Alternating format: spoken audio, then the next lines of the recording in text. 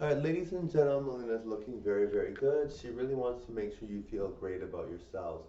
And she really wants to encourage you guys to feel like, hey, you're the master of your own castle. You're the master of what you are in your life, and you can lead the way. She wants you to feel like, hey, you're great. You are beautiful. She wants you to feel that way because life is precious. We all want to feel good. Now I was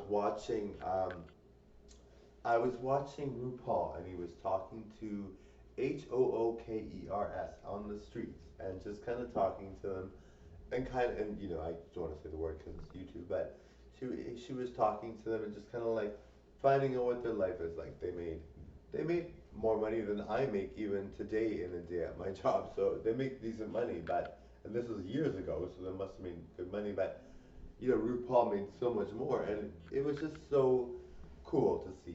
He's just like very. Obviously, RuPaul looks really good in the video, and you just kind of think, hey, those girls. And he was very positive about He said those girls were doing it for themselves.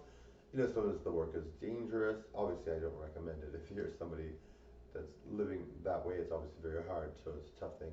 I really think it's a hard thing to deal with, and it's really hard. And people that live that way have to deal with a lot of trauma a lot of times. So it's a very tough life. But same with the stripper type of job. Those types of jobs are very hard on you. They make good money if they're there to make you, survive. Maybe you're poor and you need money. If they're there to help you survive, great. They do a good job. They pay well. Um, so, I think it's important that you do what you need to do, and there are times when you really struggle and you have to do that.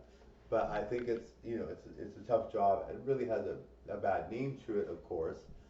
I mean, but RuPaul was very positive and uplifting about the whole thing. He was like, these girls are doing well. They have to make a living somehow, and they really are in charge of their own lives, and they really kind of